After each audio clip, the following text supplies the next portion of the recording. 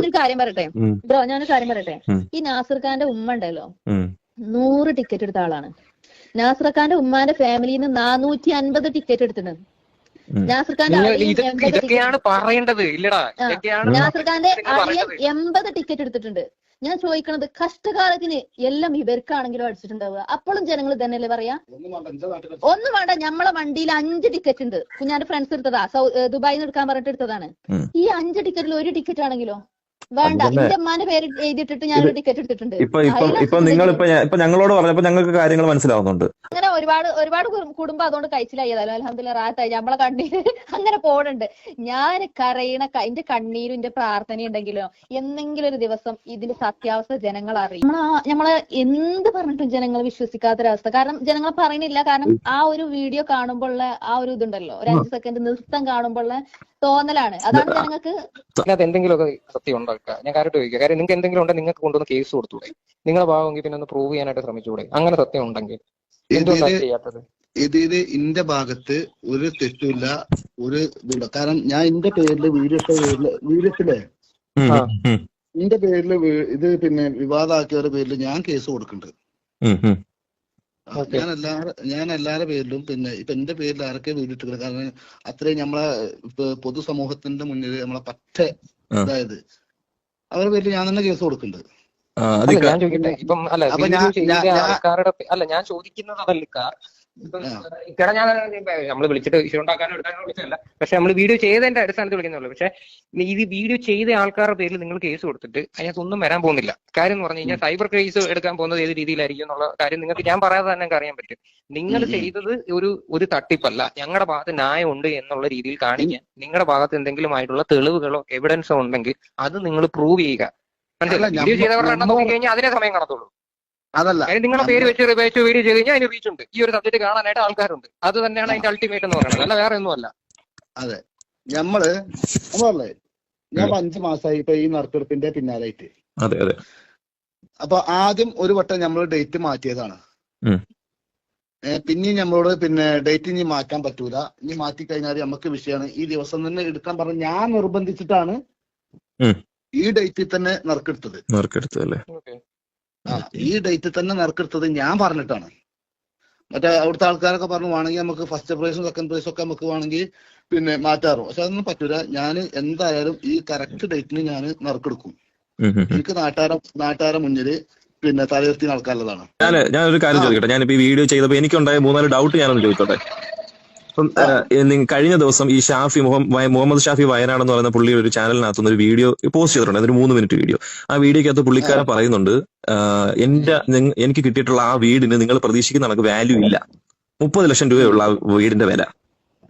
അപ്പം ടോട്ടൽ നിങ്ങൾക്ക് പിരിഞ്ഞു കിട്ടിയ ടിക്കറ്റ് നിങ്ങളുടെ ഒരു വീഡിയോക്കകത്ത് ഞാൻ കണ്ടായിരുന്നു 8329 ടിക്കറ്റ് എന്നായിരുന്നു പറഞ്ഞിരുന്നത്.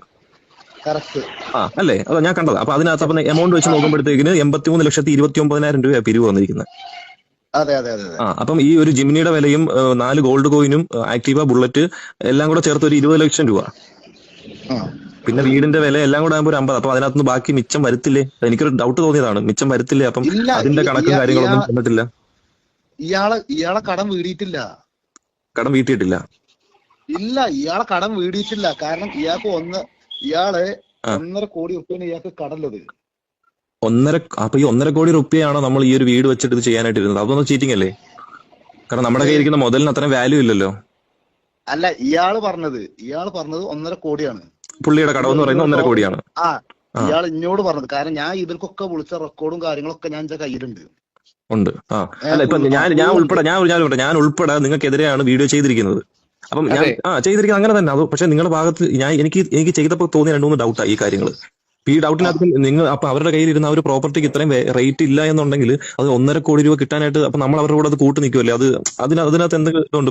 ഇപ്പം ഫേസ്ബുക്കിലൊക്കെ നല്ല റീച്ച് ഉള്ള ഒരു വ്യക്തിയാണ്. അവർ ടിക്കറ്റ് പോയതിന്റെ 80% നിങ്ങളുടെ വീഡിയോ കണ്ടിട്ട് തന്നെ ആയിരിക്കും. അല്ലാതെ ഇപ്പൊ കെ എൽ ബ്രോ ചെയ്തെന്ന് പറഞ്ഞാലും മുകേഷ് ചെയ്തെന്ന് പറഞ്ഞാലും നിങ്ങൾക്ക് കിട്ടുന്ന അത്ര ഇമ്പാക്ട് നിങ്ങൾ ഇത്ര ജനങ്ങൾക്കിടയിലേക്ക് സംസാരിക്കുന്ന ഒരു രീതിയൊന്നും വെച്ചിട്ട് ആ ഒരു രീതി തന്നെ ഇത് പോയിട്ടുള്ളത്. അപ്പം ആ ഒരു ഇപ്പൊ ഞാൻ വിൽക്കുന്ന ഒരു സാധനത്തിന് 10 രൂപ വില ഉള്ളെങ്കിൽ ഞാനത് 30 രൂപയ്ക്ക് വിൽക്കുമ്പോഴത്തേക്കിന് അത് ബുദ്ധിമുട്ടല്ലേ? അത് നമ്മളിപ്പോ ഞാനത് ചെയ്യുന്ന ആൾക്കാരെ സംബന്ധിച്ച് സത്യം അതൊരു ബുദ്ധിമുട്ടായിട്ട് വരുന്ന ഒരു കാര്യമാണ്. ഇതില് ഞാൻ മാത്രമല്ല വീഡിയോ ചെയ്തിരിക്കുന്നത്. അല്ല, എനിക്കറിയാം ആരൊക്കെ ചെയ്തിട്ടുണ്ട്, അറിയാം. 3-4 പേര് മറ്റൊരു വിഷയം വന്നപ്പോൾ നിങ്ങളുടെ മണ്ടയിലാണ് വന്നത്. ഏറ്റവും മണ്ടത്തിൽ നിങ്ങൾ കാണിച്ചത് ആ ഞറക്കെടുക്കേണ്ട ഒരു ആവശ്യമില്ലായിരുന്നു. അവിടെ ഉള്ള ആരെങ്കിലും വിളിച്ചിട്ട് പൊന്നാര സുഹൃത്തെ, ഇത് അത്രയും ആൾക്കാരടിയിൽ നിന്ന് നമ്മളോട് ഇവര് നറുക്കെടുക്കാൻ പറഞ്ഞു. ഞാൻ എന്ത് ചെയ്യാനാ? അതെ, അല്ല അതിനകത്ത് എടുക്കുന്നത് സൈഡിലോട്ട് പോയപ്പോഴത്തേക്ക് ആ സൈഡ് പോവാൻ ഞാൻ എന്റെ ലൈഫിൽ ഇന്നേ വരെ ഞാൻ നറുക്കെടുത്തിട്ടില്ല. ഞാൻ ഈ കുറി കാര്യങ്ങൾ ഇതൊന്നും ഞാൻ ഇതുവരെ ചെയ്യാത്തൊരു വ്യക്തിയാണ്. ഞാൻ ആകെ ചെയ്തു പറഞ്ഞാൽ ഈ ഒരു വീഡിയോ ഇട്ടുന്നുള്ളൂ. കാരണം ഇതുവരെ ചെയ്യുമ്പോൾ നറുക്കെടുപ്പ് എന്താ ഏതാന്ന് നമുക്ക് അറിയാത്ത ഒരാളാണ് ഞാൻ. ഇതിന്റെ പേജ് നോക്കിക്കഴിഞ്ഞാൽ ഞങ്ങൾക്കറിയാം. അതിന്റെ അടിയിൽ പിന്നെ ഈ ആൾക്കാരുടെ അടിയിൽ നിന്ന് ഇവരിഞ്ഞോട് പറഞ്ഞു, പിന്നെ ആദ്യം ഇവര് ഒന്ന് പൈസ മറിച്ചിക്കണ്. അത് കഴിഞ്ഞിട്ടാണ് ഇവര് പറഞ്ഞത് നിങ്ങൾ എടുക്കണം കേട്ടോ പറഞ്ഞു. നിങ്ങൾ എടുക്കണം എന്ന് പറഞ്ഞുകൊണ്ടാണ് ഞാൻ അത് എടുത്തത്. നിങ്ങൾ ഇവിടുത്തെ ഗസ്റ്റ് ആണ്, നിങ്ങളല്ല പിന്നെ വേറെ ആരും എടുക്കുക എന്ന് പറഞ്ഞുകൊണ്ടാണ് ഞാൻ എടുത്തത്. എനിക്കറിയാം, കാരണം ഞാൻ എടുത്തത് ഇത് മെയിൻ ഞാൻ പറഞ്ഞ ഇത് മെയിൻ എന്താണ്, മെയിൻ ഞാൻ ചെയ്ത് കഴിഞ്ഞാൽ വിഷയാവുന്നുള്ളത് എല്ലാവർക്കും അറിയാം. കാരണം നമ്മൾ എന്തെങ്കിലും ഒന്ന് കിട്ടാൻ വേണ്ടി നിൽക്കുകയാണ് ജനങ്ങള്. ഞാനിപ്പോ അത് ഈ വീഡിയോ പിന്നെ പോലീസ് എന്നെ വിളിച്ചിരുന്നു, ഞാൻ അത് കാട്ടിക്കൊടുത്തു. ഇതാണ് എന്റെ വീഡിയോ. ഇതാണ് എന്റെ വീഡിയോ. ഞാൻ ലൈവ് എടുത്തു, ഞാൻ ഡിലീറ്റ് ചെയ്തിട്ടില്ല. ഇങ്ങോട്ട് ഇങ്ങനെ നിങ്ങളുടെ പേരിൽ പരാതി വന്നിട്ടുണ്ട്. എന്താണ് എന്റേത്? ഇതാണ് എന്റെ വീഡിയോ. അപ്പോ 100-300 ജനങ്ങളെ മുന്നില്, അതും കൊടുക്കുക എന്ന് പറഞ്ഞൊരു നാട്ടില് 300 ജനങ്ങളൊന്നും അതിനകത്ത് ഇല്ലായിരുന്നു, ഞാൻ കണ്ടു. അവിടെ അല്ലടാ, അത് പെരന്റെ ഹാളാണത്. അത് പെരന്റെ ഹാളാണ്. കാരണം മഴ 4 ദിവസമായിട്ട് അവിടെ മഴയാണ്. 4 ദിവസമായിട്ട് അവിടെ പെരും മഴയാണ്. കാരണം പെരും മഴയും കാറ്റും അങ്ങനെയാണ് അവിടുത്തെ സ്ഥലം. അങ്ങനെ നമ്മൾ ഇതിന്റെ മുന്നേ അവിടെ ഓരോ പേരുടെ തൊട്ടടുത്ത് തന്നെ ഒരു ഗ്രൗണ്ട് ഉണ്ട്. ഈ ഗ്രൗണ്ടിൽ ഗ്രാൻഡ് ആയിട്ടുള്ള പരിപാടി വെക്കാനുള്ള പരിപാടി ആയിരുന്നു. കറണ്ട് എന്ന് പറഞ്ഞ സാധനമില്ല. കാരണം നമ്മൾ ലൈവ് ഇട്ടപ്പോ അവിടെ കറണ്ട് പോയത് വരെ ഈ വീഡിയോയിലുണ്ടാവും. കാരണം എന്താണ്, അവിടെ ജനറേറ്റർ കൊടുങ്ങാണ്ടാണ് ഇത് ഇതാക്കിയിരിക്കുന്നത്, വെച്ചിരിക്കുന്നത്. ഈ ജനറേറ്ററിന് ഇടക്കിടക്ക് ഓഫ് ആവും. ഒരു 4 ദിവസമായിട്ട് ആ ഭാഗത്ത് കറണ്ട് ഇല്ല. അങ്ങനെ ഈ പെരന്റെ പിന്നെ ഉള്ളിൽ വെച്ചാണ്ട് ഹാളിൽ വെച്ചുകൊണ്ടാണ് നമ്മള് സിറ്റ് ഔട്ടിൽ വെച്ചുകൊണ്ടാണ് ഇത് ഇതാക്കിയത്. ഇത് അത് മനസ്സിലാക്കാം. ഇപ്പം നിങ്ങൾ ഇതിനകത്ത് ഒരു മെയിൻ ഒരു ആളായിട്ട് എല്ലാവരും കാണാനുള്ള കാരണം ഒന്ന്, ഈ ഞറക്കെടുത്തതിനകത്ത്, അതായത് നിങ്ങൾ കൈയിട്ട് എടുക്കുന്നതിനകത്ത് പറ്റിയൊരു മിസ്റ്റേക്കാ. 2, ഒരു സാധനം ഇല്ലെങ്കിൽ ഇത് ഇവിടെ ഒന്നും സംഭവിക്കത്തില്ല. അത് മാത്രമല്ല ഞാൻ എടുത്തിട്ടില്ല കൂട്ടിക്കോളി.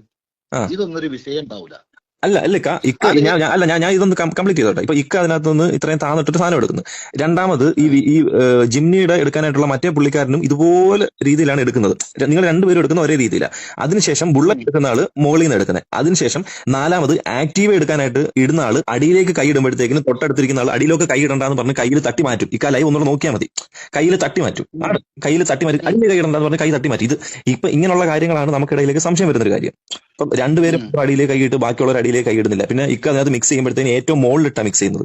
താഴേക്കൊക്കെയുടെ കൈ പോകുന്നില്ല. അപ്പൊ മുകളിലോട്ട് മിക്സ് ചെയ്യും. നമ്മളിപ്പോ ഒരു ബിരിയാണി എടുക്കുമ്പോഴത്തേന് മുകളിൽ മിക്സ് ചെയ്ത് ആ മിക്സ് ആയിരുന്നു നമ്മൾ എടുക്കുന്നത്. പക്ഷെ നമ്മൾ മുകളിൽ മിക്സ് ചെയ്തിട്ട് ഏറ്റവും അടിയിലേക്ക് പോയിട്ടാണ് ഒരു സാധനം എടുക്കുന്നത്. അപ്പൊ ഇങ്ങനെയുള്ള കുറെ കാര്യങ്ങൾ ജെന്യുവൻ ആയിട്ടുള്ള നമുക്ക് തോന്നുന്ന ഡൗട്ട്സാ. പിന്നെ ഈ പറഞ്ഞ നമുക്ക് ഈ പ്രൈസ് കിട്ടിയിട്ടുള്ള ഫസ്റ്റ് പ്രൈസ് കിട്ടിയ ഈ സംഭവം ഇവർ മറച്ചു വെച്ച കാര്യവും, സെക്കൻഡ് പ്രൈസ് കിട്ടിയ ആളുടെ അളിയനാണ് അവിടെ വൈറ്റ് ഷർട്ട് ഇട്ട് ടീഷർട്ട് ഇട്ട് അവിടെ നിൽക്കുന്നത് എന്നൊക്കെ പറയുന്നത്. അപ്പം ഇത് പിന്നെ കൂടുമല്ലേ? അല്ല, അതിന്റെ കാര്യങ്ങൾ ഞാൻ പറഞ്ഞുതരാം. ഇത് ഇക്കൊക്കെ അറിയായിരുന്നു ഈ സംഭവം. ഇവർക്ക് രണ്ടുപേരും തമ്മിലുള്ള റിലേഷൻ ഉണ്ടായിരുന്നെന്നും ഇവരെല്ലാം ഇവരുടെ ഫാമിലി ആയിരുന്നെന്നും മകന്റെ കൂട്ടുകാരനാണ് ഇത് അടിച്ചതെന്നും ഉള്ള കാര്യങ്ങളൊക്കെ ഇത് എനിക്ക് അറിയുന്നല്ല. കാരണം ഇവര് ബന്ധമുണ്ട്, ഇവര് പിന്നെ കുടുംബക്കാരാണെന്നുള്ള കാര്യമൊന്നും എനിക്കറിയില്ല. ഞാൻ ഇത് കിട്ടിയിട്ട് ഈ അടിച്ച ടീമുണ്ടല്ലോ, ഈ അടിച്ച ടീമിനെ തന്നെ ഞാൻ ലൈഫിൽ ആദ്യമായിട്ടാണ് കാണുന്നത്. വീടടിച്ചാല് ഷാഫി, ഈ ഷാഫി എന്ന് പറഞ്ഞത് ലൈഫിൽ ആദ്യമായിട്ടാണ് ഞാൻ കാണുന്നത്. അതേപോലെ ഈ നാസർ ഖാനോട് ഞാൻ ചോദിച്ചു, നിങ്ങളത് അറിയോ ചോദിച്ചു. ഇയാളും പറഞ്ഞത് ഇന്നേ വരെ എന്റെ ജീവിതത്തിൽ ഞാൻ കണ്ടിട്ടില്ലായിരുന്നു. മൂപ്പരും കണ്ടിട്ടില്ല. ഇനി ഈ അൻവറിനെ ഞാന് ലാസ്റ്റ് ആയിട്ട് കണ്ടത് എവിടുന്ന് അറിയോ? അന്ന് രാത്രി കാദർ കരിപ്പൊടി ഇങ്ങോട്ട് പറഞ്ഞു, പിന്നെ എന്തായി ലൈവിൽ എന്താ അങ്ങനെ ആൾക്കാർ ഓരോന്ന് പറയുന്നുണ്ട് പറഞ്ഞു. ഞാൻ പറഞ്ഞു എന്താണ് നമ്മളെ ആൾക്കാർ പിന്നെ ക്ലിയർ ആയിട്ട് തന്നെ ഞാൻ അടുത്ത് ഇത് എന്ത് ചെയ്താലും വള്ള ഈ നറുക്ക് കിട്ടിയ ആളെ ഇന്ന് തന്നെ പോയി കാണണം കേട്ടോ പറഞ്ഞു.